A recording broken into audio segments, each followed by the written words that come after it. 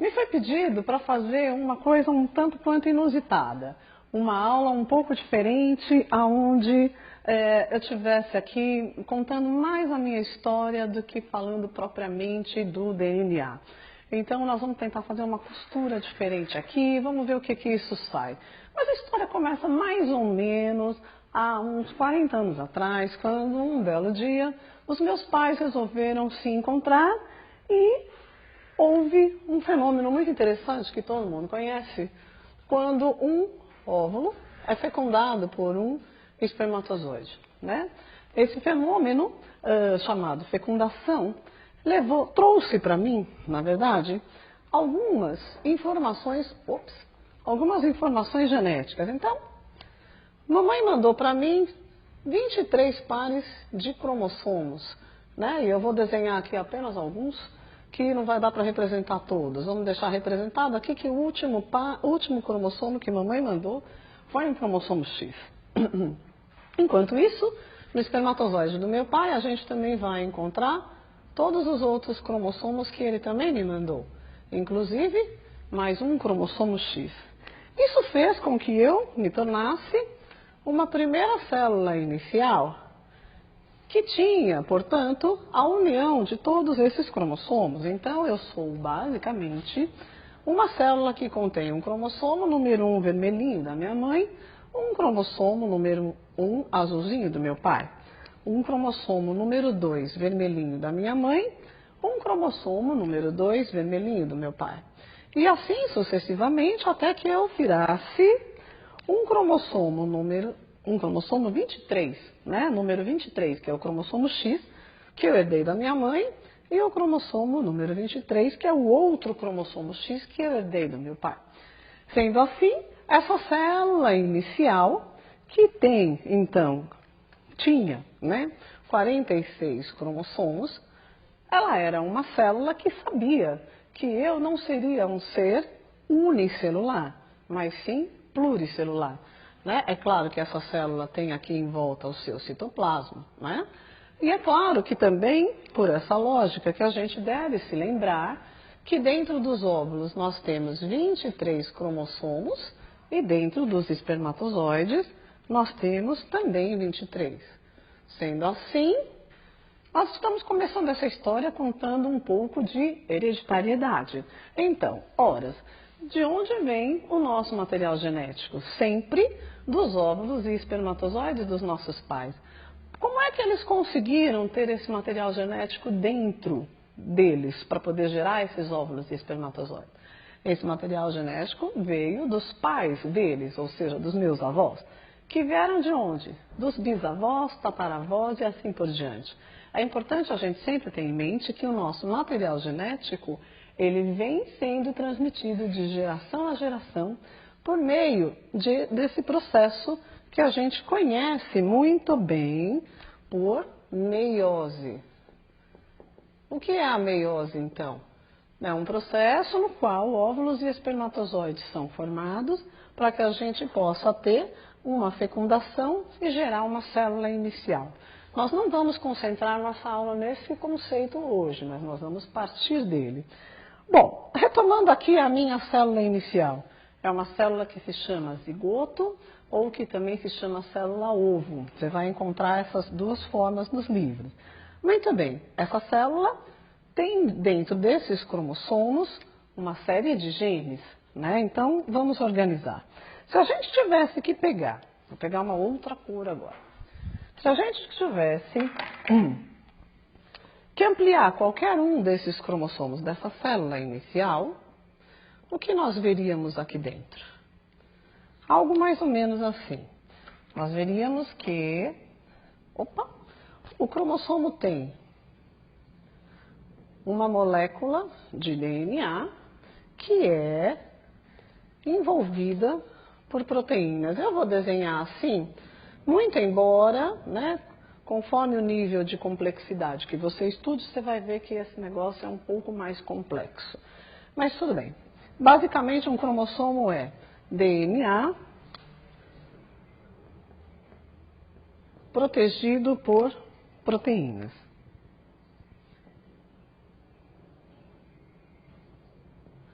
Isso aqui, então, seria a estrutura de um cromossomo. Quem não estiver entendendo, tiver dúvida, pode mandar sua dúvida que a gente interrompe aqui no exato momento em que você escrever. Vamos lá. Então, seguindo, a gente tem aqui dentro, então, esse DNA e vamos aproveitar esse momento para já definir o que vem a ser gene. Gene vai ser um fragmento da molécula de DNA que será capaz de produzir um produto funcional, que a gente vai ver já já. Muito bem. Então, o que acontece? Essa célula inicial sabia que tinha que formar um ser, que sou eu, com alguns trilhões de células. Então, um gene dentro desses 46 cromossomos acionou um mecanismo dentro dessa célula que fez com que ela sofresse um fenômeno chamado mitose. Muito bem, o que acontece aqui? Uma célula vai se transformar em duas. Atenção a esse detalhe. Esse é um ponto de divergência que confunde um pouco os alunos. Quando a gente tem um fenômeno de mitose, uma célula se transforma em duas. Alguns alunos tendem a achar que uma célula vai gerar mais duas além dessa daqui. E isso não é o que ocorre. O que ocorre é que uma célula se transforma em duas, ok? Muito bem. Para que essa célula possa se transformar em duas, é necessário, então, que o DNA que esteja dentro de todos esses cromossomos se duplique. Um dos principais problemas que a gente tem para ensinar mitose para os nossos alunos é que é um problema matemático. Como pode uma célula com 46 cromossomos se transformar em duas que também vão ter 46? Aí você pergunta, tem um milagre matemático aqui? Na verdade, o que acontece é que a gente tem a duplicação de todos os nossos cromossomos. É como se eles fossem fazer clones um dos outros. Então, o que vai acontecer é que o cromossomo número 1 da mãe vai ter uma cópia. O cromossomo número 1 do pai vai ter uma cópia. E aí eu vou ficar com vários clones, né? Na verdade, 46, porque eu vou precisar duplicar todos os cromossomos que eu tenho na minha célula. Então, minutos antes de qualquer célula entrar em mitose, essa célula não terá mais 46 cromossomos. Ela passará a ter 92. E isso vai ser a solução do nosso mistério. Como pode uma única célula de 46 cromossomos gerar em duas, né? Então, o que vai acontecer? Ora, mas esses cromossomos, eles duplicam do meio do nada? Não, tem que ter algo aqui dentro. O que vai acontecer? Esses cromossomos não são formados por DNA e proteínas? Muito bem, o fenômeno que vai acontecer aqui, então, é um fenômeno que a gente chama de replicação do DNA. Como que esse fenômeno acontece?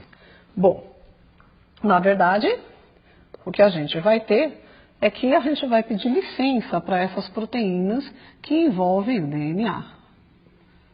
Ao pedirmos essa licença, esse DNA vai se abrir. E aí, então, ele vai fazer algo desta forma. Tudo bem? E aí, o que acontece é que a gente vai ter a cópia desse DNA. Uma das fitas vai ser copiada, e esse fenômeno vai até lá em cima, e a outra vai ser copiada aqui também, e vai até lá em cima.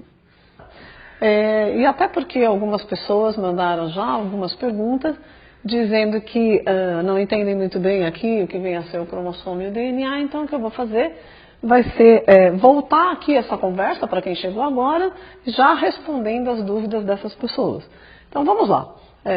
O objetivo aqui hoje é contar um pouco de quem sou eu, né? A minha história, né? O que temos em comum na minha vida antes e depois de eu conhecer o DNA. Então, a ideia aqui é o seguinte, a história vai mostrar como foi que eu fui formada nesse momento. Então, começamos com uma meiose que aconteceu dentro do meu pai e da minha mãe. aonde foram geradas duas células importantíssimas. O óvulo na minha mãe e o espermatozoide no meu pai. Essas células contêm dentro delas 23 cromossomos cada uma. Os cromossomos que a gente normalmente numera em classe. Cromossomos 1, 2, 3, 4 e assim por diante, até chegar no cromossomo de número 23, que no caso específico desse óvulo da minha mãe, era um cromossomo X. Assim como nos espermatozoides do meu pai, os cromossomos vão de 1 a 23 e, nesse caso específico, o cromossomo 23 do meu pai também era X. A união dessas duas células, num processo que a gente conhece chamado por fecundação, gerou uma célula inicial, que é a minha célula inicial, célula ovo ou zigoto, como a gente chama. E essa célula, ela teve o encontro, vou ter que apagar aqui um pouquinho agora, ela teve o encontro de cromossomos que vieram tanto do meu pai quanto da minha mãe. Então, se eu tenho 23 aqui e 23 aqui, a gente forma uma célula minha inicial com 46 cromossomos. Muito bem, acontece que essa célula sabia, desde o início, que ela precisava formar eu inteirinha. Como que ela sabia disso? Porque dentro destes cromossomos existe material genético, que é o quê? O próprio DNA. Então vamos lá. Uma das perguntas que chegou aqui foi: o que é o cromossomo? Então, muito bem, o cromossomo é uma estrutura onde a gente vai ter um DNA envolvido em proteínas. Tá? Então, eu gosto de desenhar as proteínas assim, só para ficar mais fácil de entender. Na realidade, o DNA ele é um fio muito fininho, como se ele fosse uma linha enrolada em um carretel de linha. Daí ele é extremamente frágil. Se ele não estiver envolvido por essas proteínas, ele se arrebenta.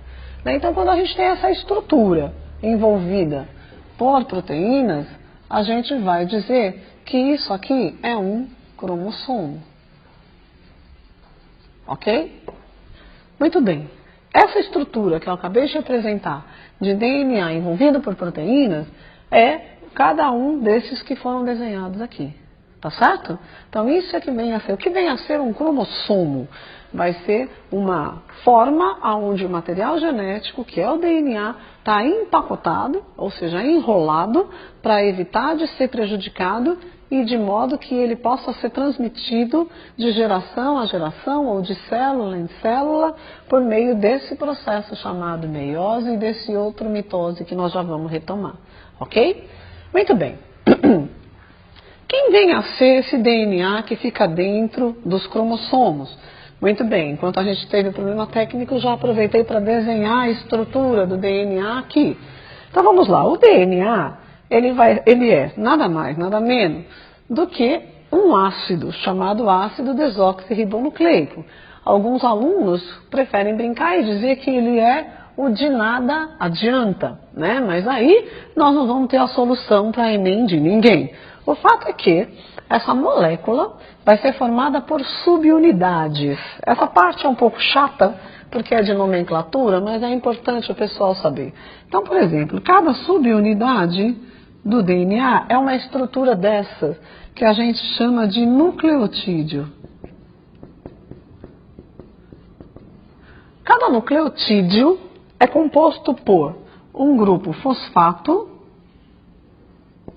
um açúcar de 5 carbonos, que é a desoxirribose, que a gente pode chamar de pentose, e também por uma base nitrogenada.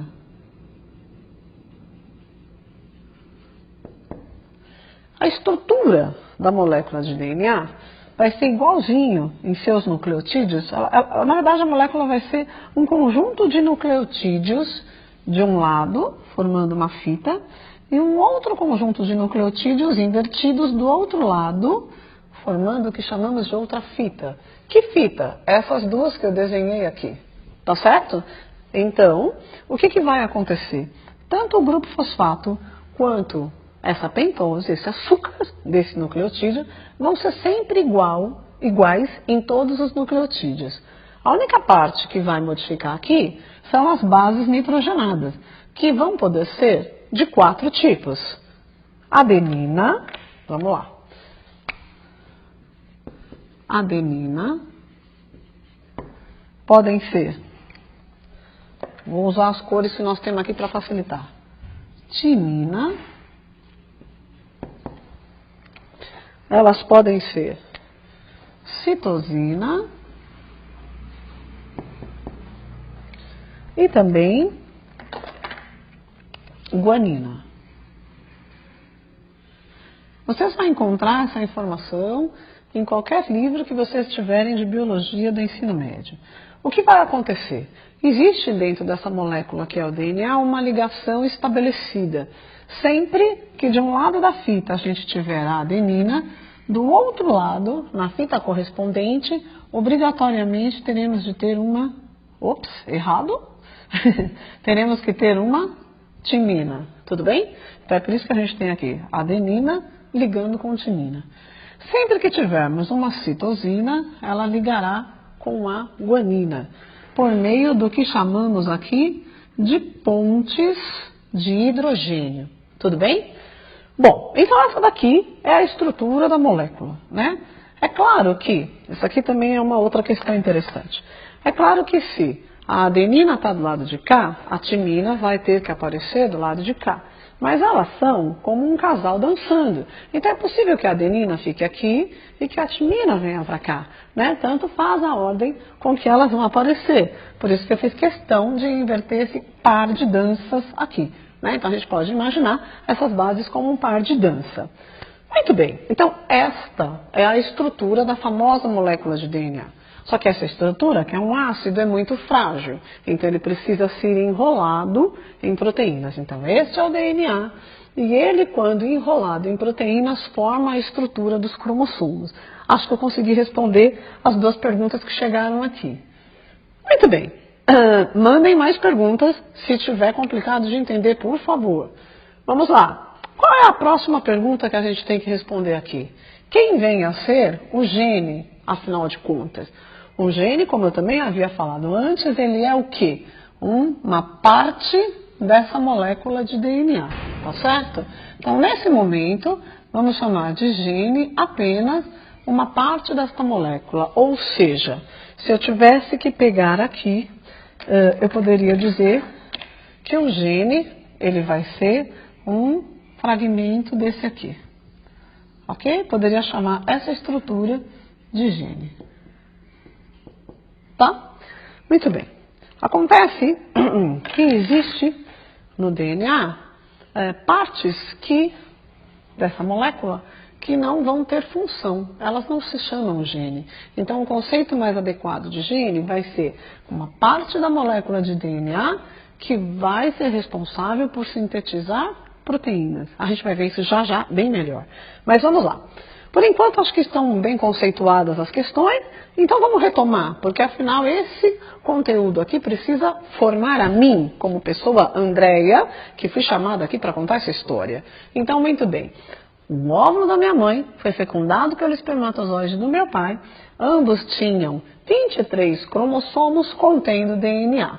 Muito bem, essa combinação de cromossomos gerou a célula inicial, minha, que era um zigoto ou uma célula ovo, que continha 46 cromossomos. Muito bem, essa célula sabia que tinha que formar um ser pluricelular como eu sou hoje.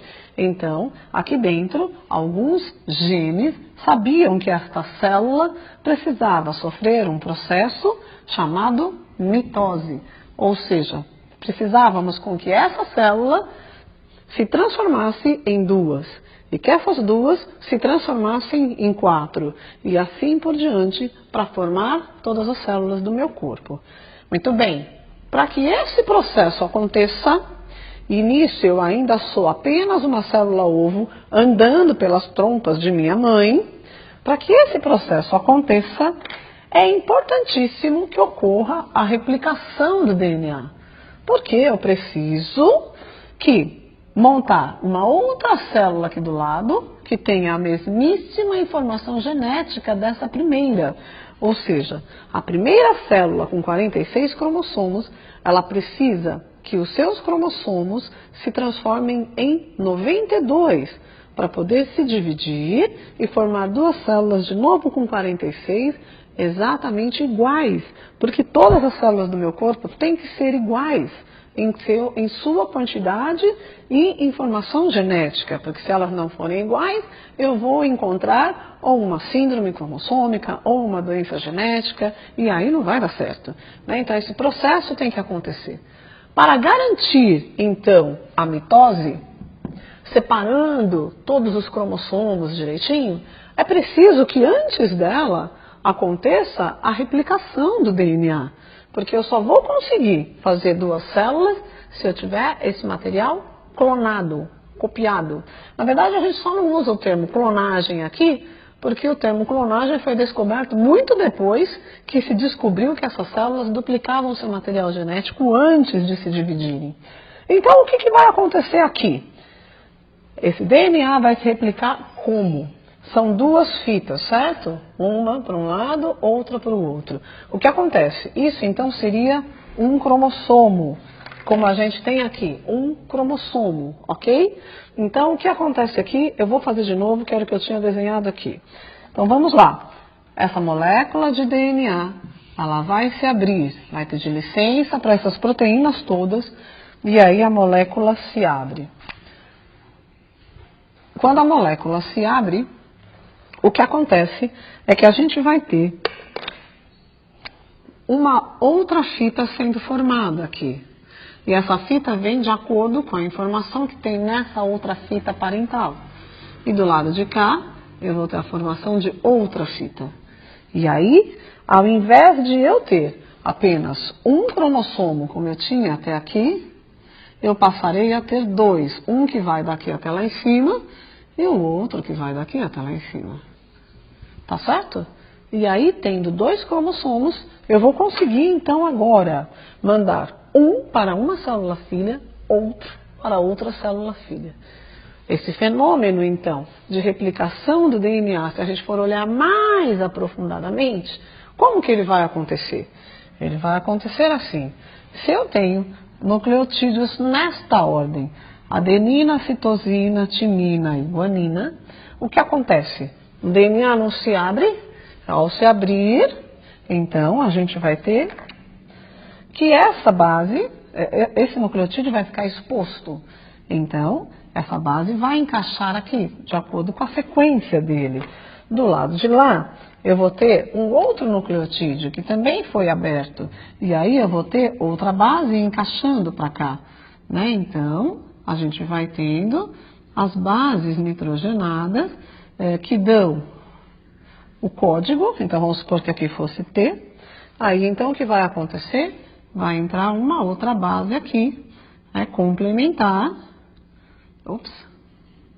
Ih, ficou feio. Uma base complementar que vai encaixar quem ali agora? A adenina. Tá certo? Então, desse modo, eu vou tendo a construção de uma fita extra aqui e a construção de uma fita extra aqui, mostrando esse fenômeno. Tudo bem? Peraí, parece que alguém está fazendo uma pergunta. Vamos lá. A Elizabeth Sampaio. A replicação do DNA só acontece depois da mitose. Perfeito. Quer dizer que a Elizabeth Sampaio está perguntando se a replicação do DNA acontece só depois da mitose. Não, é ao contrário. Na verdade, a replicação do DNA vai acontecer justamente para que aconteça a mitose, ou seja, é um pouquinho antes. Então, olha só, o que acontece é o seguinte: essa célula foi fecundada por esta célula e gerou essa célula inicial, que tinha 46 cromossomos. O que vai acontecer? O nosso DNA é replicado de acordo com a união e o código perfeito, ATCG. Como dizia um professor muito engraçado, ele dizia que era Aguinaldo Timóteo com Gal Costa, né, em homenagem à Bahia. Muito bem. O que acontece então? esse DNA vai ser replicado, então ele vai formar uma fita nova aqui, outra fita nova aqui. E aí, então, ele vai gerar 2 cromossomos. Ao fazer esses 2 cromossomos, ao invés da gente ter agora apenas um de cada cor aqui, agora, depois da replicação do DNA, eu vou passar a ter um clone desse cromossomo da minha mãe. E eu vou passar a ter também, ó, um outro cromossomo do meu pai. Para todos eles. Então eu vou ter agora, olha, o cromossomo número 2 aqui e o cromossomo número 2 aqui. Então eu não tenho mais 46 cromossomos, um da mãe e um do pai. Eu tenho todos eles, porém eles estão duplicados. Então eu vou ter aqui mais um cromossomo X, cópia do que veio do meu pai, e mais um cromossomo X, cópia do que veio da minha mãe.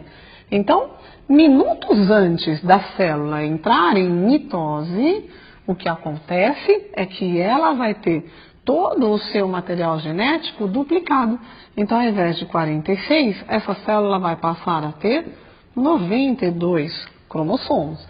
E agora sim, se ela tem 92 cromossomos, cópias, então o que ela vai fazer? Ela vai conseguir separar, de modo que ela vai mandar um cromossomo 1 da minha mãe e um do meu pai para cá, um da minha mãe e um do meu pai para cá. Então eu tenho 2 células que são exatamente iguais à primeira que estava aqui.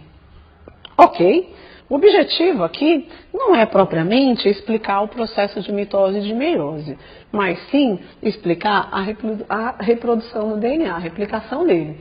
E o que eu estou tentando fazer aqui é mostrar que esse DNA só tem sentido em ser replicado, e ele só vai ser replicado quando houver a necessidade da célula de se duplicar, ou seja, de fazer uma mitose, tá certo? Então, a grande pergunta é, muitas vezes a gente estuda esse processo de replicação, ele é todo complexo, existe uma série de enzimas envolvidas aqui, mas e para que ele serve? Ele serve justamente para dobrar a quantidade de material genético dentro de uma célula para que ela possa fazer a mitose e gerar 2 células filhas exatamente iguais. E aí o que foi que aconteceu comigo? Um processo desse gênero? E temos mais uma pergunta, vamos ver quem está falando. Ainda sobre a replicação, o Igor Felipe está perguntando se a replicação também pode ser chamada de fase denominada interfase. Perfeito. Então nós temos uma pergunta do Felipe, querendo saber se a replicação pode ser denominada fase interfase. Perfeito. Na verdade, o Felipe tem razão. A replicação do DNA ocorre na fase que se chama interfase, que é o que está acontecendo aqui, um pouquinho antes dessa célula entrar em mitose. Perfeito, Felipe, está acompanhando direitinho a nossa aula, fico feliz com isso. Pessoal que tem alguma dúvida, envie ela para a gente. Eu vou andar para frente, mas se a dúvida ainda for aqui, a gente volta, não tem problema. O que vai acontecer agora, então? Entendemos que essa replicação é essencial para que uma célula se transforme em 2. E que, então, o que está acontecendo aqui? A minha célula, com informações do meu pai e de minha mãe, se transformou em 2. Essas 2 vão se transformar em 4. Essas 4 em 8, 12, 16. Olha o que está acontecendo agora. Eu estou me transformando em um embrião. E aí essas células continuam fazendo mitose, vão se transformando cada vez mais. Então replica o DNA, separa, replica o DNA, separa. Olha o que está acontecendo. Todas as minhas células vão deixar de ser embrião e eu vou me transformar em um feto. Agora esse feto continua com o seu material genético. Replica, separa, replica, separa, replica, separa. Eu acabo de nascer, vou virar uma criança.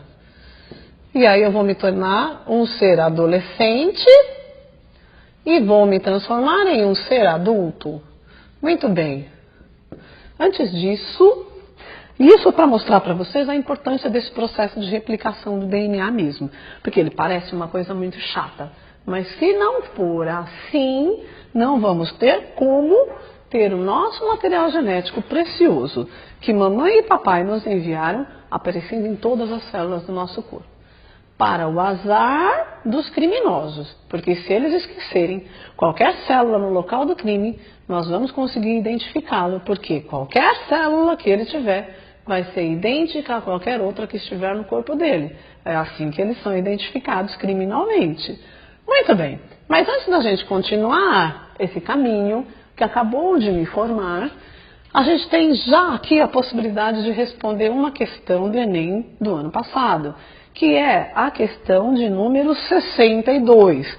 Porque a questão 62, ela fala a respeito da replicação do DNA, que é o que nós estamos conversando aqui com maior ênfase. E ela vai perguntar o seguinte, ela conta aqui uma história da descoberta da molécula, ela fala aqui de Watson e Crick e de outros. Só um instante, tem uma pergunta aqui. Esse material complementar está aí na página dele, Tá. do lado direito, tem no Enem, eles podem visualizar a mesma questão que você vai fazer agora. Isso, obrigada.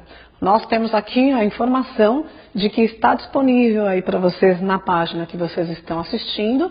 Vocês estão me vendo aí no seu cantinho direito, vocês têm um link mostrando as questões do Enem, da prova amarela do ano passado. Então vocês conseguem acompanhar o que eu estou dizendo.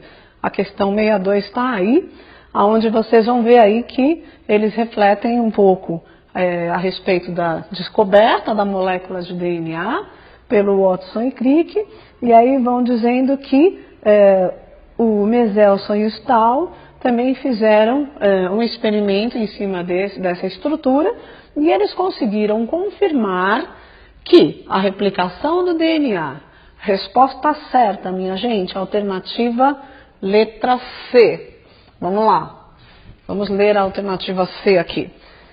Resposta certa, porque a pergunta é a seguinte: considerando a estrutura da molécula de DNA e a posição das pontes de hidrogênio na mesma, quem é ponte de hidrogênio? Isso aqui. Então, considerando a estrutura da molécula e as pontes de hidrogênio que eles estão discutindo aqui na pergunta, os experimentos realizados por Meselson e Stahl a respeito da replicação dessa molécula levaram à conclusão de que, letra C, a replicação é semiconservativa, isso é, as fitas filhas consistem de uma fita parental e uma recém-sintetizada. Ou seja, apesar da estrutura da molécula estar aqui, é mais fácil a gente visualizar aqui. Então, eu tinha um DNA que era preto, fita parental. E eu tenho a fita nova, vermelha, sendo feita agora. Então, todo o DNA vai ter uma replicação que a gente diz semiconservativa. O que é isso? Ele sempre vai conservar uma fita do DNA antigo e vai produzir uma fita nova. E é claro que isso aqui vai se enrolar de novo, não é? Como eu já havia feito aqui embaixo antes da gente ter um problema técnico. Então, o que que acontece? Aí isso aqui vira um cromossomo e aqui nós vamos ter o outro cromossomo. Então, olha que bacana, no lugar de um só, eu passei a ter dois. Aonde esses dois vão ter uma fita do primeiro DNA e uma fita nova recém-sintetizada. Aqui, minha gente, poderia ser possível confundir com a resposta E, que também diz que a replicação é semiconservativa. Isto é, as fitas filhas consistem de uma fita molde, não deixam de ser, a molde seria preta, e de uma outra fita que eles estão chamando de codificadora. E, na verdade, essa palavra codificadora é onde está o pulinho do gato, porque nesse momento a gente não está fazendo a síntese de proteína. E a fita codificadora é um termo que nós vamos encontrar durante a síntese proteica, que é algo que nós vamos conversar já já. Tá certo? Então, resposta da questão 62, letra C é a certa por causa disso. Não existe replicação. As demais estão erradas, porque nenhuma replicação do DNA vai ser diferente de semi-conservativa. Tudo bem? Vamos lá, mais uma pergunta. O Jonathan, ele está perguntando da uracila. Ela não aparece nessa fase devido a algum motivo específico? A uracila. No caso, ela foi substituída pela timina. Isso. É o... E também a Rafaela, se eu posso falar já. Só um minuto, estou ouvindo as perguntas, gente. Se você pode falar um pouco mais das pontes de hidrogênio. Perfeito.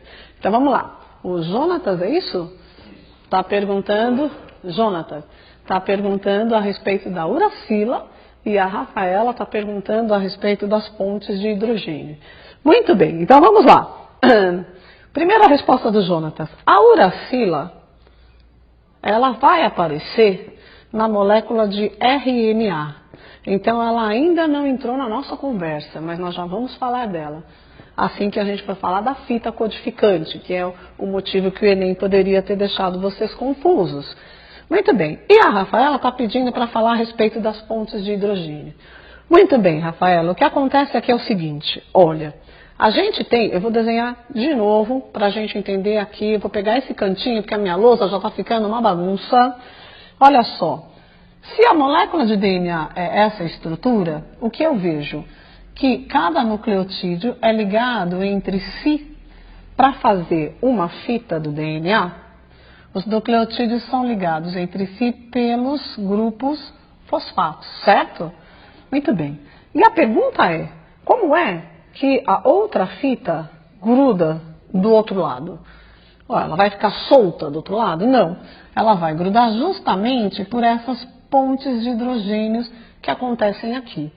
O fato é que as bases nitrogenadas são nitrogenadas justamente por terem nitrogênio e hidrogênio em sua composição. Então, o que vai fazer com que essas bases fiquem unidas é justamente a presença dos hidrogênios que existem aqui. Então, sempre entre a adenina e a timina, nós vamos encontrar, em termos químicos mesmo, da molécula, nós vamos encontrar duas ligações que são covalentes entre esses hidrogênios. Quando a gente tiver a ligação entre a citosina e a adenina, nós vamos encontrar 3 ligações covalentes, que são essas pontes de hidrogênio. Ok? Bom, e aí a gente consegue ter essa estrutura, que é essa dupla hélice em forma de espiral, que a gente entende por moléculas de DNA. Legal, pessoal? Muito bem. Então agora, vamos continuar essa história, porque afinal de contas, essa célula inicial continuou se replicando, fazendo mitose, replicando, fazendo mitose. Tá, mas antes de eu me tornar este ser adulto que eu sou hoje, eu era um embrião. E aí essas células foram mitose, mitose começou a formar tecidos no meu corpo.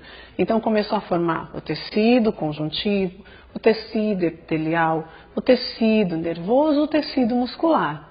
Ora, mas dentro dessas células, o material genético não é o mesmo que a gente acabou de ver? Como é que essas células conseguem ser tão diferentes? Elas são diferentes porque vai existir um mecanismo de ativação e inativação de gene. Então, se a célula sabe que ela vai ser uma célula muscular, ela não vai precisar de uma série de proteínas que existem em uma célula, por exemplo, da pele. Assim como a célula muscular vai precisar de uma série de proteínas que não existem na célula do tecido nervoso. E aí então a gente vai ter as especializações da célula. Então agora, estou falando em proteínas, percebem? Então agora vamos tentar fazer uma divisão aqui. O que aconteceu?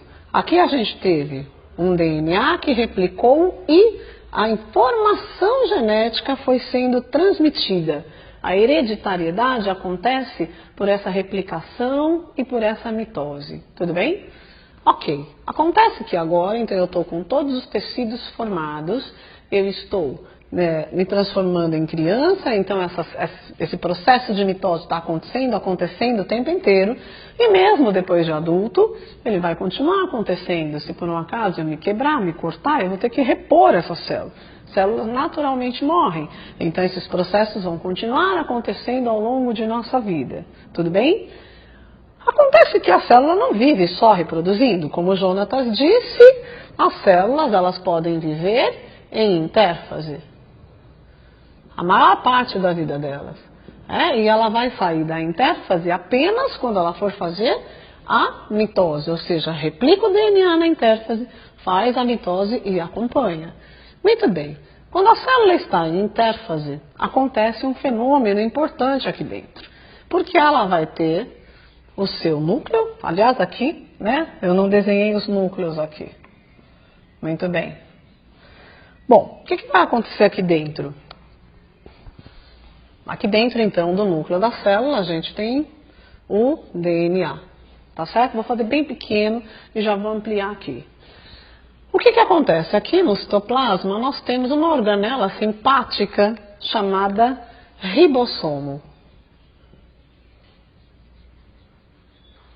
E quando a célula está em intérfase, ela vai precisar produzir substâncias para que essa célula sobreviva, sendo que uma dessas substâncias é a proteína. Então, basicamente, em intérfase ocorre a síntese proteica. E isso precisou acontecer enquanto eu estava crescendo. E vejam, até esse momento, eu não faço a menor ideia do que seja o DNA, tá certo? Então essa é a minha vida antes de conhecê-lo. O que acontecia aqui? Esse DNA, num dado momento, ele também se abre. E aí, ao se abrir, ele expõe as suas bases nitrogenadas, ok? Só que agora, a ideia dessa célula não é fazer uma mitose. A ideia agora é que essa célula vá ser copiada em uma das duas fitas, chamadas fita codificante. Ela vai servir de molde para que seja feito um RNA.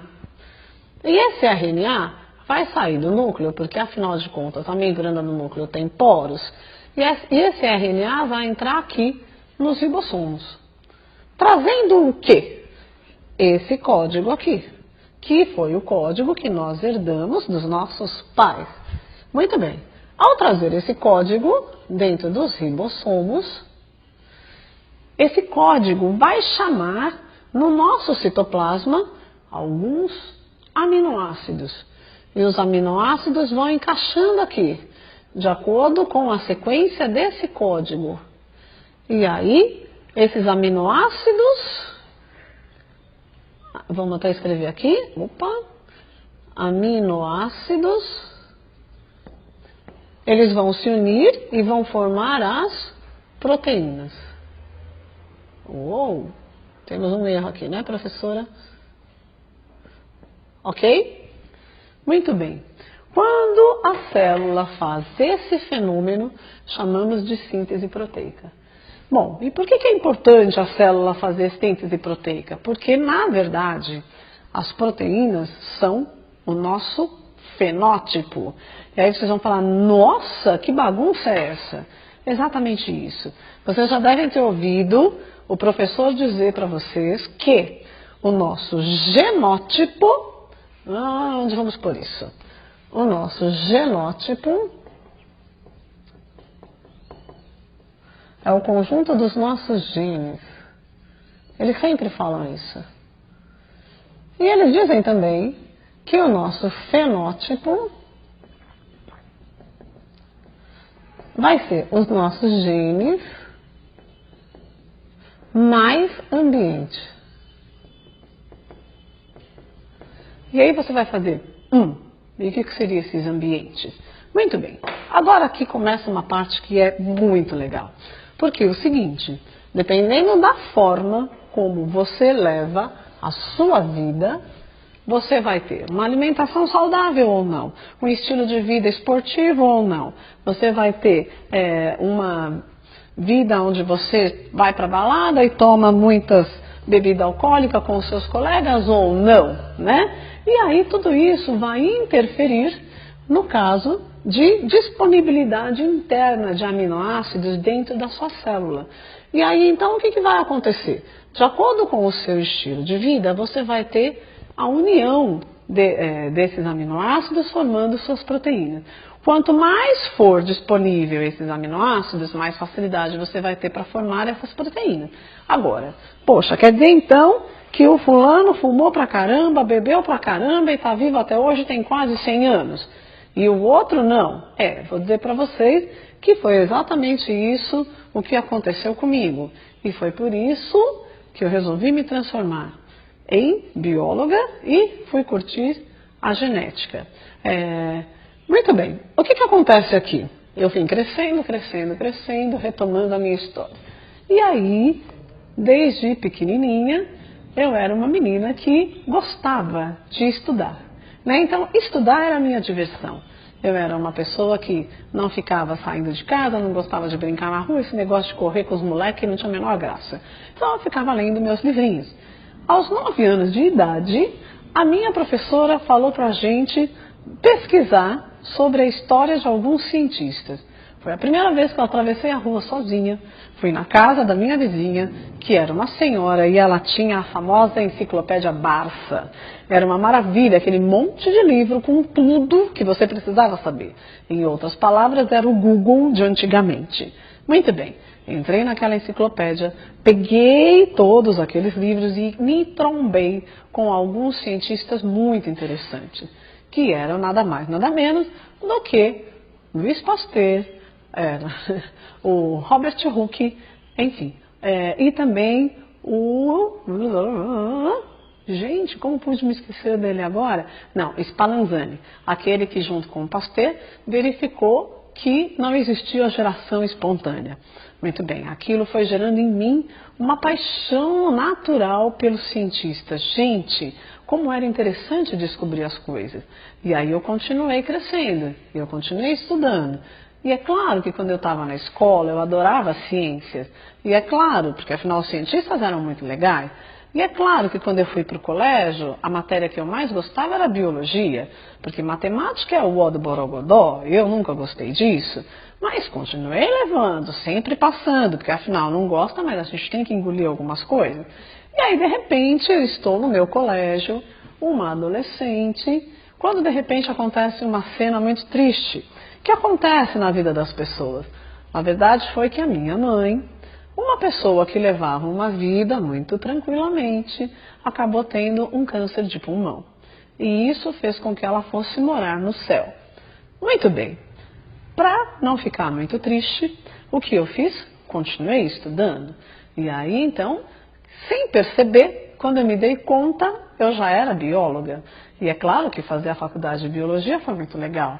Nessa época, eu dei a sorte de ter sido menina, dei a sorte do meu pai ter achado que eu podia escolher fazer o que eu quisesse, e aí então me tornei uma bióloga sem precisar ouvir que biólogo não tem lugar para trabalhar, o que é uma grandiosíssima mentira, pois se você gosta de biologia e quer ser biólogo, seja, porque sempre que você faz aquilo que você gosta, você vai ter o trabalho te chamando para trabalhar. Olha só onde eu vim parar hoje, por exemplo, né? Então vamos lá. Muito bem, retomando aqui, o que acontece nessa parte? Agora é a hora em que na minha vida eu comecei a tentar entender quem era o DNA. Mas peraí, como assim um câncer, né? O que vem a ser um câncer? Eu queria descobrir isso. E aí então eu comecei a entender como que o DNA funcionava. Então pera, o DNA replica, o DNA faz suas proteínas. Muito bem. Voltando aqui, se eu então tenho um estilo de vida, um ambiente saudável, eu vou ter a formação das minhas proteínas adequadamente. O melhor exemplo que a gente pode dar aqui é o seguinte: vamos imaginar uma pessoa que tenha os seus genes para produzir, por exemplo, uma proteína famosa chamada hemoglobina. A hemoglobina é uma proteína que vai formar as células sanguíneas. Muito bem, para que ela seja formada é necessário que a gente tenha um código genético. Um código genético com todas as letrinhas das bases nitrogenadas dizendo: a essa ordem vai ser produzido um RNA mensageiro que vai gerar uma proteína, que é a hemoglobina. A hemoglobina, dentro da célula vermelha do nosso sangue, vai permitir com que o oxigênio se agregue a ela e seja levado a todas as células do nosso corpo para que elas possam respirar. Muito bem, se você tiver uma falha no DNA, no código, vamos supor que aqui ao invés de ter adenina, você tenha uma citosina ou uma guanina. Isso aqui é um código errado. Tá certo?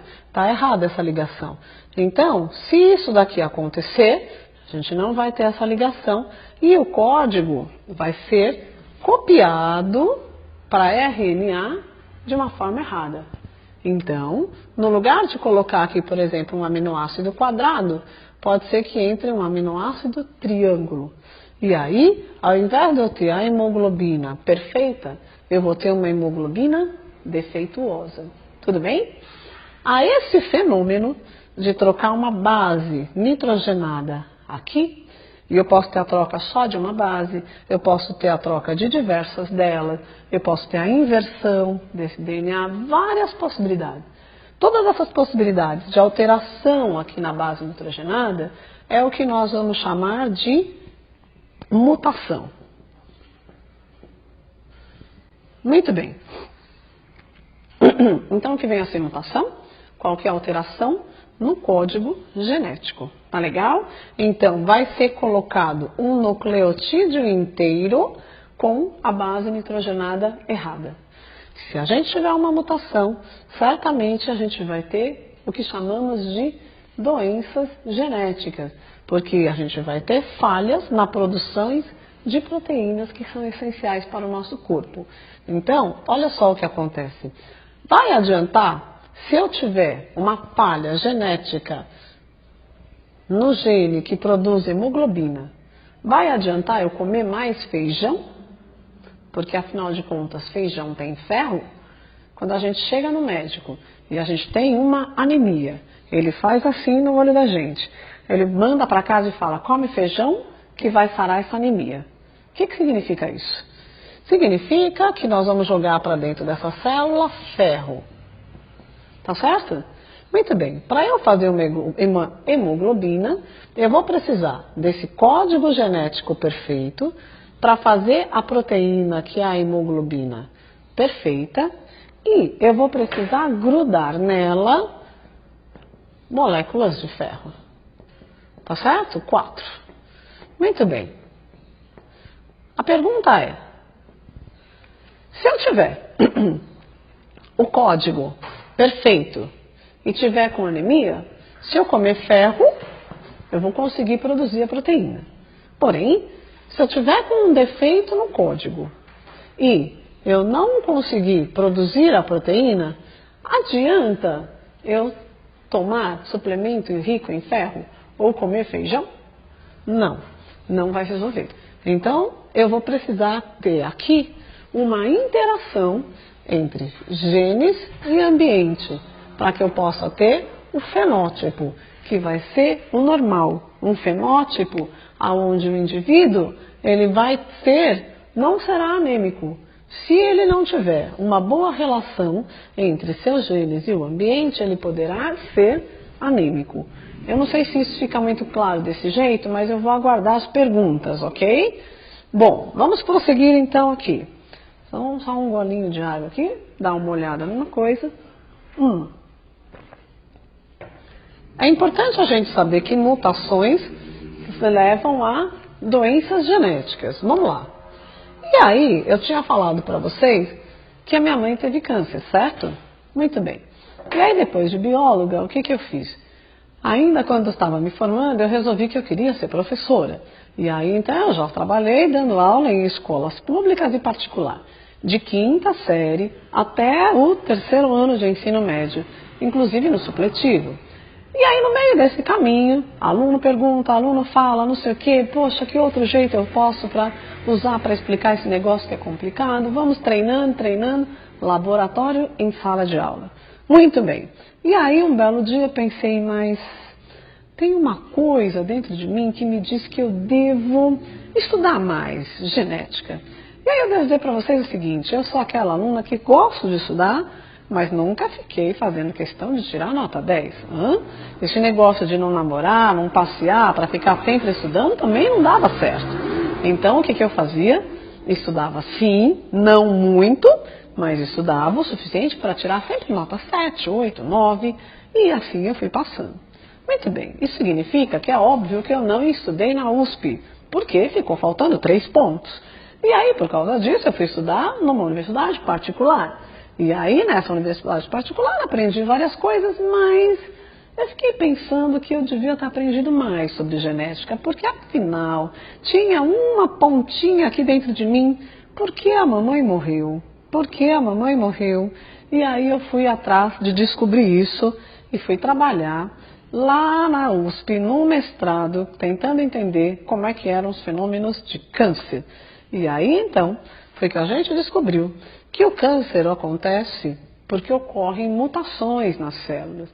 Então, como pode? Se mamãe não fumava, mamãe não bebia, não fazia uso de bebida alcoólica, nem medicamentos indiscriminadamente, uma mulher com 53 anos, como assim? Não tinha nenhum agente mutagênico que pudesse justificar a presença de um câncer metastásico para o pulmão dela. Bom, que coisa estranha. Continuei estudando. Revejo e agora sim, como é essa vida depois que se conhece o DNA?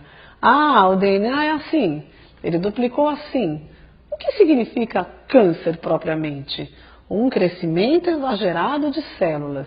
Então, para lá, as células da minha mãe achavam, lá no pulmão, que elas precisavam fazer mais mitose do que devia.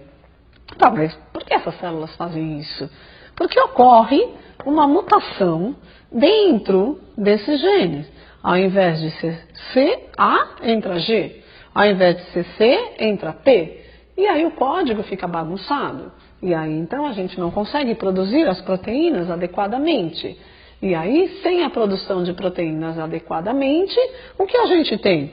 A gente tem que a célula perde o controle de sua divisão celular e acaba fazendo mais mitose do que merece.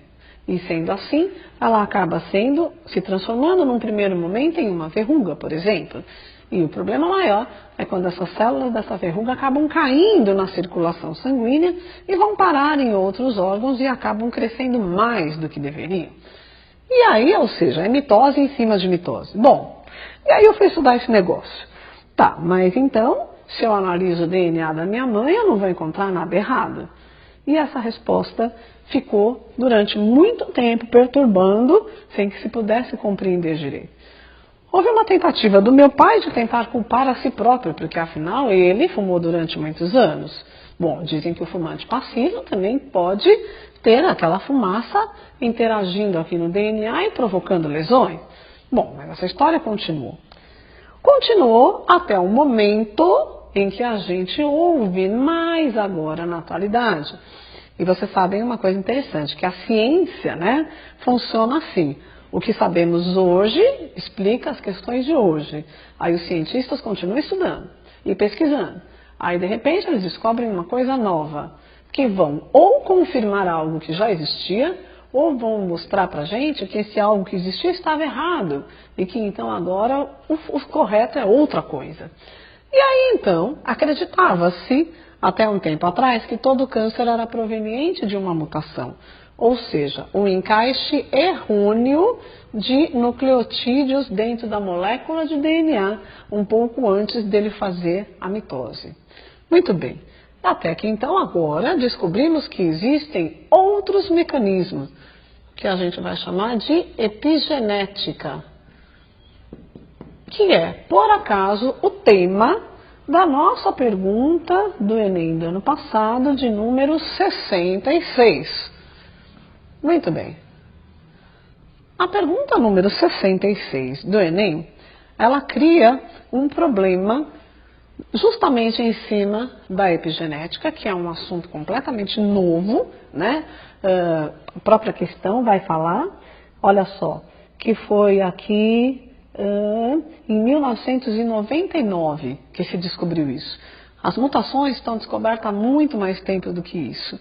Muito bem, então, em 99, isso significa um pouco mais de 10 anos aqui. Então é algo muito recente em termos de história da ciência. Mas vamos lá. O que acontece aqui na pergunta número 66? Ela está dizendo que uma geneticista tinha uma rata, que era uma rata que tinha o gene para a obesidade. E ela ficou prenhe. E aí o que a geneticista fez? Alimentou a rata prenhe só com alimentos saudáveis durante todo o tempo da gestação. Incluiu vitamina B12, ácido fólico e soja. Ou seja, praticamente uma dieta vegetariana. Aí o que aconteceu?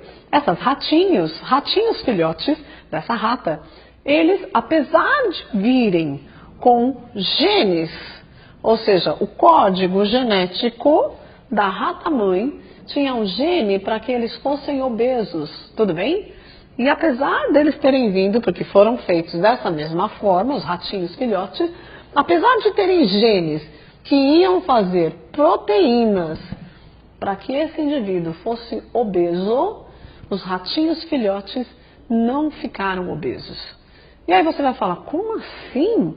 A genética clássica não conseguia explicar esse fenômeno. E aí o que aconteceu? Conta a própria pergunta do Enem, que outros pesquisadores depois, 10 anos depois, ou seja, em 2009, prestem atenção como se trata de algo super recente, o que aconteceu? Outros pesquisadores confirmaram que, fizeram outro experimento confirmando que, na verdade, você pode sim ter genes que não são favoráveis e mesmo assim você não desenvolver uma doença genética, no caso, a obesidade. Muito bem, o que acontece então? Essa epigenética, o que ela quer dizer? Quem vem a ser epigenética? Então é uma nova parte da genética que vai mostrar para a gente que existem alguns genes, porque vejam, se a gente tem 46 cromossomos, vários genes dentro desses cromossomos, parte desses cromossomos vão ser ativas e partes deles vão ser inativas. O que vai definir essa atividade e inatividade desses cromossomos é justamente uma série de mecanismos que, até onde entendemos, não são geneticamente controlados, eles são controlados pelo ambiente, tá certo? E aí eles vão aparecer de algumas formas, como por exemplo, a forma mais conhecida é a metilação. Metilação do DNA. Muito bem. O que significa metilar o DNA? Metilar o DNA significa acrescentar um grupo metil aqui, somente na base nitrogenada. Um grupo metil, vocês vão se perguntar agora para o professor de química de vocês, mas ele vai estar solto dentro da célula a rodo. Existe muito metil nas nossas células, que é um composto orgânico. E o que você descobriu é que esses metis, eles acabam grudando nas nossas bases nitrogenadas. E quando eles grudam nas bases nitrogenadas, eles fazem uma coisa que chamamos de silenciar os genes. Então, os grupos metil silencia os genes. Isso significa, impede esse gene de produzir sua proteína. Então, o que vai acontecer? Aqui dentro. Então, vamos lá. Eu tenho um código que está vindo. Está sendo copiado no RNA mensageiro. Voltando agora à pergunta do Jonatas. Quando a gente tem, então, do lado de cá, do nosso DNA, se eu tenho A, T, C, G, do lado de lá, do lado de cá, quando eu vou copiar para RNA mensageiro, eu vou ter que substituir a timina pela uracila, como ele disse. Então eu vou ter, no lugar da adenina, eu vou encaixar uracila. No lugar da timina vai entrar adenina, aqui vai entrar guanina e aqui citosina. Pronto. Eu estou fazendo um RNA mensageiro aqui dentro. A partir de uma fita, agora sim, codificadora do DNA. Tá certo? Então, a fita, eu tenho duas fitas de DNA. Qual delas eu vou escolher para fazer cópia de RNA mensageiro? A fita codificadora. E aí a codificadora vai me dar, é como se fosse uma parte dessa, vai me dar qual é a receita que a gente tem que encaixar de bases nitrogenadas para fazer o RNA. Muito bem. Se eu tenho, aí a partir disso, eu vou encaixar esse RNA nos ribossomos, terei a ligação de aminoácidos e farei as proteínas. As proteínas vão ser, então, na verdade, o nosso fenótipo. Então, isso aqui que é o legal. Quem é o nosso fenótipo? Vai ser o conjunto das nossas proteínas. Isso daqui é uma coisa muito legal. e a gente não costuma ver nos nossos livros de biologia, né? A gente sempre aprende que o genótipo é o conjunto de genes e que o fenótipo vai ser os genes mais esse ambiente, que na realidade é a maneira como as nossas proteínas vão se manifestar. Muito bem, então, se eu tenho aqui a fita de DNA codificada para RNA mensageiro, eu vou agregar os aminoácidos e vou fazer as proteínas. Serei normal se eu tiver o código normal sendo copiado normal. Terei uma anemia, por exemplo, se eu tiver uma falha nesse DNA e aí o RNA mensageiro virá com falha. Muito bem, a questão agora da epigenética é a seguinte. Se eu tenho um DNA perfeito e eu tenho uma metilação dele, isso significa que o grupo metil vai grudar aqui. Se o grupo metil gruda no DNA, o problema é que eu não vou conseguir fazer esse RNA mensageiro como se deve. Então, o que acontece? Eu não vou conseguir codificar essa fita. Então, se essa daqui for a fita que eu estou codificando para copiar para RNA mensageiro, e se eu tiver um metil grudado, eu não vou conseguir copiar. Então, o que eu vou copiar dessa fita? Só que eu tenho uma timina aqui, então eu vou ter que grudar uracila. Esse está metilado, não vou conseguir copiar nenhum RNA aqui. Esse também está metilado, não consigo copiar. Esse aqui embaixo é timina, então eu vou colocar o quê? Adenina. Então, o que vai acontecer com o nosso DNA? Ele vai ficar com... O que eu vou colocar aqui? Adenina. Ao invés dele ficar um RNA mensageiro comprido, como o código determina, ele vai virar um RNA mensageiro curto.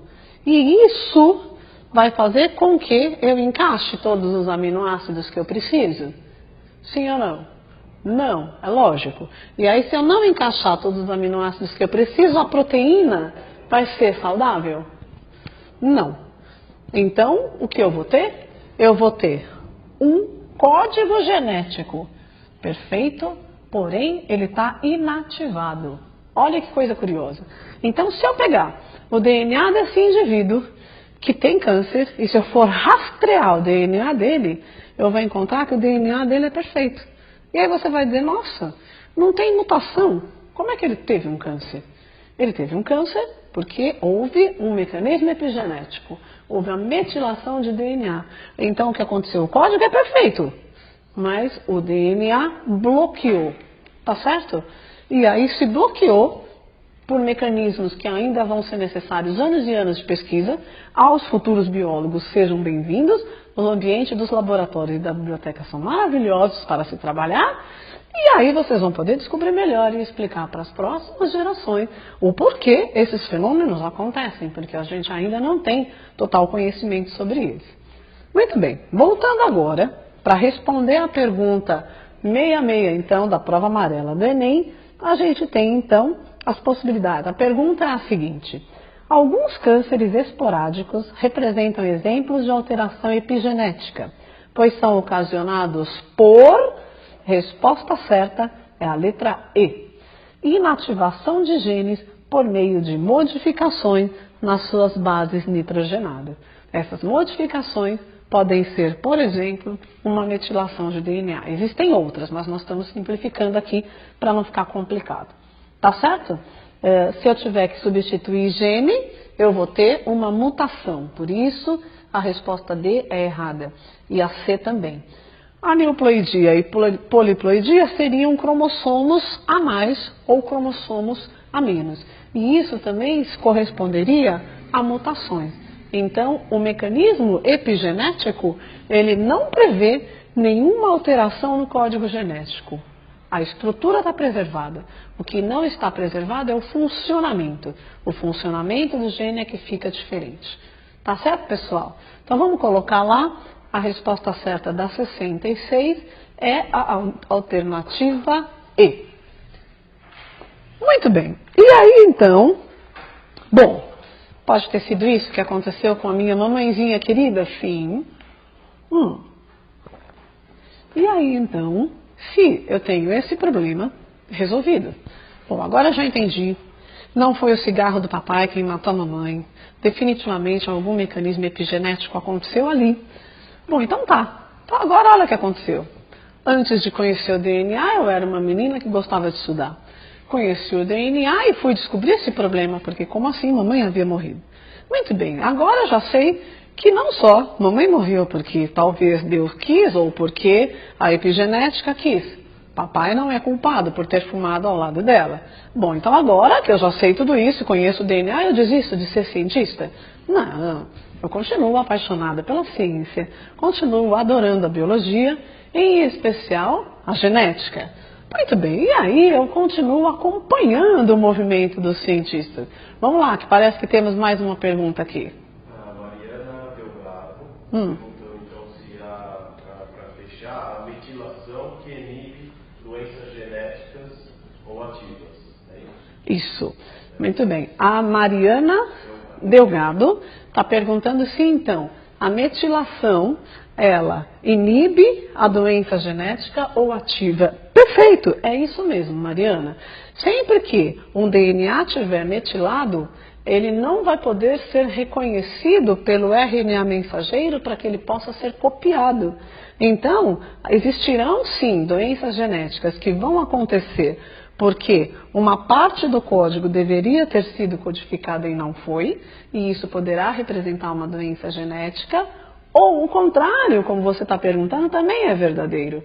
Às vezes é possível que a pessoa tenha um código onde determinasse, como por exemplo a obesidade, né? A doença genética. E aí, apesar de você ter o código ruim, há a metilação, então você não desenvolve aquela doença genética. Perfeito, Mariana. Isso me leva a entender que você conseguiu entender o que eu falei e eu fico satisfeita porque esse é o nosso objetivo. Muito bem. Para a gente fechar, eu gostaria muito de responder também a questão de número 67 do Enem. Porque, sabe, quando a gente ganha essa paixão pela ciência, pela biologia e pela genética, a gente acompanha. Porque agora que as questões foram resolvidas, você só fica com a melhor parte. Então, nossa, o que está acontecendo? Olha que bacana que a genética é, os saltos astronômicos em termos de ciência. A gente teve criação de ovelha Dolly por um cientista que não estava nem pensando em fazer um clone de ovelha. Acabou que ela foi o resultado inesperado desse experimento. E isso a gente pode conversar num outro momento. Depois disso, a gente teve criação de organismos geneticamente modificados, os transgênicos. Depois disso, a gente teve o sequenciamento do genoma humano, sequenciamento de vários outros genomas. Aqui no Brasil, nós fizemos o sequenciamento de uma bactéria que causa uma doença nos laranjais. A gente teve, mais recentemente, autorização para trabalhar com células-tronco embrionárias. A gente avança tanto fora do Brasil como dentro do Brasil, e isso é uma satisfação poder dizer que dentro do Brasil a genética está caminhando praticamente como uma genética de ponta, como nos países mais desenvolvidos. O que nos atrasa ainda são pequenos problemas alfandegários, onde a gente precisa às vezes de material importado e ele demora um pouco para chegar no Brasil, mas fora isso, o potencial técnico dos nossos geneticistas e a capacidade criativa de trabalhar em ambientes onde não se tem praticamente recurso, faz com que nós sejamos muito reconhecidos fora do Brasil pelas nossas capacidades, pelos nossos experimentos, pelo que a gente encontra. Então, eu incentivo muito quem gosta disso continuar por aí. E olha que bacana que durante todo esse desenvolvimento biotecnológico que a gente teve na nossa área, a gente vai encontrando o que vem a ser essa biotecnologia.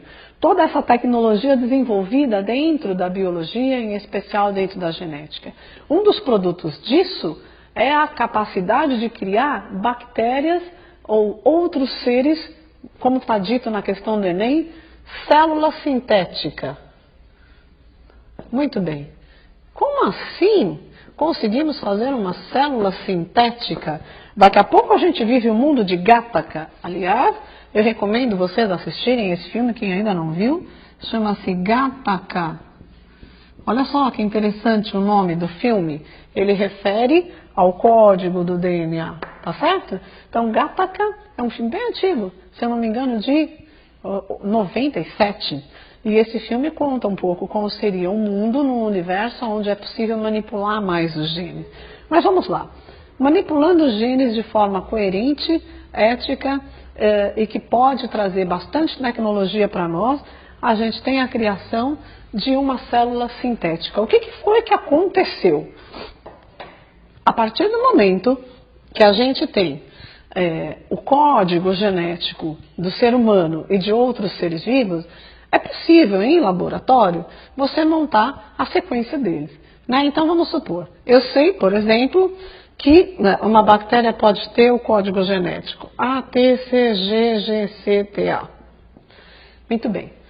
E aí, então, eu sei que esse código vai me gerar uma proteína de interesse. Ok? O que eu faço, então? Eu pego uma bactéria que vai ter, na verdade, então, vamos forçar aqui, vamos desenhar mais parecido, né? Na verdade, eu vou pegar aqui, uma bactéria, ela costuma ser mais em forma de bacilo, né? Então, o que acontece? As bactérias têm aqui o DNA delas. Muito bem. O que eu consigo fazer? Que é o que está falando aqui na questão de número 67 do Enem do ano passado, na prova amarela, né? Então, o que acontece? O que os cientistas fizeram? Eles tinham uma determinada bactéria, eles pegaram esse DNA da bactéria, retiraram daqui, jogaram fora, e eles pegaram um DNA de uma outra bactéria, que ia produzir uma proteína específica que eles conhecem. Então, eles pegaram esse DNA, é claro, isso aqui é só um código, tá? E colocaram aqui dentro. Então, eles retiraram um DNA de uma bactéria, jogaram fora e colocaram um outro DNA aqui. Muito bem. O que acontece agora? Essa célula vai começar a produzir suas proteínas, certo? Porque afinal, eu acabei nem deixando aqui tão claro, mas o dogma central da genética é que todo gene é responsável por produzir uma proteína. Ok? Muito bem. Então, o que acontece? Esse gene foi colocado aqui dentro. Quais proteínas vão ser produzidas nos ribossomos dessas células? Eu tenho esse DNA, eu vou fazer um RNA desse DNA, certo? Então, nós vamos copiar as informações genéticas que tem aqui dentro. E essas informações, na forma de RNA, vão vir aonde? No ribossomo. E aí eu vou ter o código que vai chamar o quê? Os aminoácidos específicos de acordo com esse código. E aí eu vou montar uma proteína, ok? Muito bem. Eu vou montar uma proteína com o código genético de uma bactéria nova que eu acabei de criar. Uma célula sintética. Deu para entender o que aconteceu aqui? Muito bem. Eu tinha uma célula, uma bactéria, que tinha o DNA próprio. Eu retiro o DNA dela. Ela para de fazer as suas proteínas originais. Eu crio um DNA em laboratório que vai me dar a proteína que eu quero. Pego esse DNA, coloco na célula. Que proteína essa célula vai fazer? A proteína do DNA que eu criei em laboratório. Não entendi. Mais ou menos. O que vai acontecer aqui, por exemplo, é que a gente vai ter a produção de uma proteína como, por exemplo, a insulina. Então, vamos lá.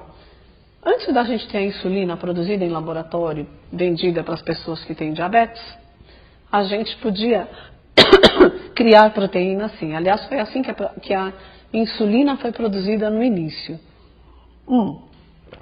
A gente tinha, então, uma necessidade de produzir a insulina, mas a gente não sabia sintetizá-la no laboratório. Então, retiro o DNA da bactéria e coloco eu não retiro o DNA inteiro.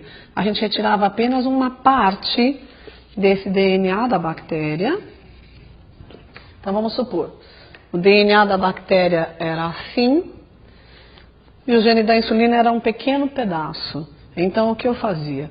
Eu cortava e colocava o DNA da insulina aqui, tá certo? Isso daqui a gente chamava de tecnologia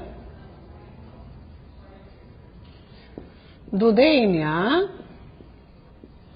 recombinante. E o que eu fazia? Acabava produzindo todas as proteínas da bactéria e inclusive mais a insulina. A gente pegava esse monte de bactérias, fazia um suco delas e extraía só a insulina e dava para os pacientes diabéticos. Muito bem. Depois disso, a gente passou a conseguir produzir a proteína sinteticamente, a insulina. Então, não havia mais a necessidade de se fazer isso.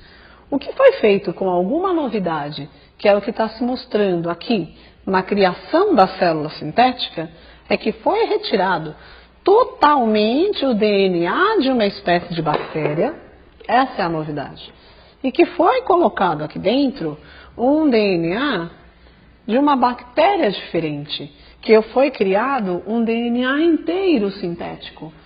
Quando eu crio esse DNA inteiro sintético, o DNA inteiro vai passar a produzir proteína. Então as proteínas que são produzidas aqui não são da célula original, mas sim da célula nova. Tá certo? Então o que eu vou ter aqui? A pergunta qual é? Está contando justamente essa história e perguntando que a importância dessa inovação tecnológica para a comunidade científica se deve por, resposta certa, alternativa D de dado, possibilidade de programar geneticamente micro-organismos ou seres mais complexos para produzir medicamentos, vacinas e combustíveis. Então, na resposta da número 67, a alternativa certa é a letra D de dado. Muito bem. Então, o que nós temos aqui? Uma criação, uma novidade no mundo da genética, no mundo da ciência, onde foi possível colocar um DNA totalmente construído em laboratório dentro de um micro-organismo. Por que essa resposta é a certa? Porque eu vou conseguir colocar aqui dentro e produzir, da mesma maneira como já se produzia insulina, o que eu quiser dentro dessa célula, porque ela responde a esse código genético. Então é possível criar mais medicamentos, é possível colocar bactérias que vão ser capazes de limpar, por exemplo, um derramamento de petróleo no mar, né, que isso é um problema muito grande. Então se eu tenho bactérias que são produzidas para produzir proteínas que vão ser algumas enzimas de lipases, elas vão poder destruir todo aquele petróleo que fizer um derramamento de petróleo no mar, por exemplo, tá? Então isso daqui é um salto biotecnológico de uma importância gigantesca. Com criação, o Enem se refere a um instituto norte-americano, mas a gente tem um pesquisador brasileiro que está envolvido nisso. Então a gente tem esse tipo de pesquisa também dentro do Brasil. É claro que, se a gente fala ainda em biotecnologia, é possível prever também que essas tecnologias todas vão se voltar para o que a gente chama de terapia gênica, né?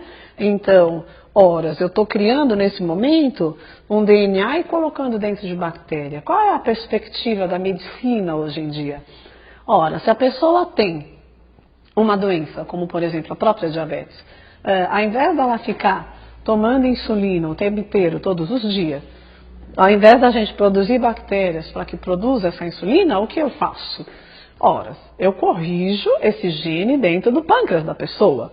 Então, eu vou fazer o quê? Eu vou construir, vou pegar emprestado um vírus, por exemplo, ou qualquer outro vetor. O vírus tem um RNA ou um DNA lá dentro. O que eu vou fazer? Eu vou retirar esse vírus de lá, esse DNA dele. Assim como eu tirei o DNA da bactéria, eu vou ficar apenas com a capa do vírus. Eu vou colocar lá dentro o quê? O gene da insulina, por exemplo. Bonitinho, então coloco o DNA que tem o gene da insulina. E aí eu faço várias cópias desse vírus, eu deixo ele se reproduzir. E aí eu coloco ele dentro de uma seringa e injeto no pâncreas do indivíduo que tem diabetes. O que vai acontecer? Vírus adora invadir célula, certo? Então, esses vírus vão entrar dentro das células pancreáticas do indivíduo e eu vou torcer para que ele consiga carregar esse DNA aqui para dentro do núcleo da célula. Porque se ele fizer isso, e se ele largar esse DNA aqui dentro, esse DNA passará a abrir dessa maneira, a fazer a síntese proteica desse gene que o indivíduo diabético tem com um defeito. E aí então eu passo a ter a produção de insulina pelo próprio indivíduo. Ele não vai mais precisar ficar tomando injeções de insulina diariamente. Isso aqui nós chamamos como o princípio da terapia gênica, que é algo que muitos geneticistas têm estudado e que têm tentado fazer dar certo e que têm obtido alguns resultados muito importantes em ratinhos. Em ratinhos tem-se feito terapia gênica colocando genes que vão fazer com que as pessoas, os ratinhos, não percam massa muscular. Então, se a gente tem um ratinho vovô e coloca um determinado gene para músculo, esse ratinho vovô acaba tendo seu músculo reforçado. Isso é uma das possibilidades em biotecnologia que, ao mesmo tempo em que prevê que a gente vai ter um grande salto na nossa vida, porque então, a gente talvez não dependa mais nem de medicamentos, nem de cirurgia, então a maioria das doenças poderão ser resolvidas por terapia gênica. Sim, poderão, ainda não são. Tá, mas ao mesmo tempo que então isso é possível, a gente já começa a criar problemas. Por exemplo, no esporte, e a gente teve os Jogos Olímpicos recentemente, esse tipo de tratamento pode dar origem a uma possibilidade de doping genético. Lá está o Comitê Olímpico Internacional desesperado, pois e se os atletas colocarem genes dentro deles que vão ser capazes de aumentar a massa muscular sem nem precisar treinar? O que é que nós vamos fazer com isso? Aí a gente vai ter problemas éticos, problemas morais, problemas para além do doping. Então, a genética ela vem evoluindo a passos largos. Hoje a gente sabe muito mais sobre como o DNA funciona. Além de mim, existem muitas outras pessoas que são apaixonadas por isso e a gente incentiva vocês porque precisamos cada vez mais de mais pessoas trabalhando em cima disso daqui. E eu espero que vocês tenham aproveitado bastante a nossa aula, espero ter dado aqui um alinhamento um pouco diferente do que vocês estão acostumados a ver. Vamos continuar recebendo dúvidas, caso vocês tenham, pode continuar escrevendo. O máximo que vai acontecer é eu ter que responder para vocês até amanhã, depois, mas a gente responde. Ainda que daqui a um mês você queira falar sobre isso, daqui a 1 ano, 2 anos, pode continuar escrevendo no Mande Bem, que a gente responde as perguntas, ok?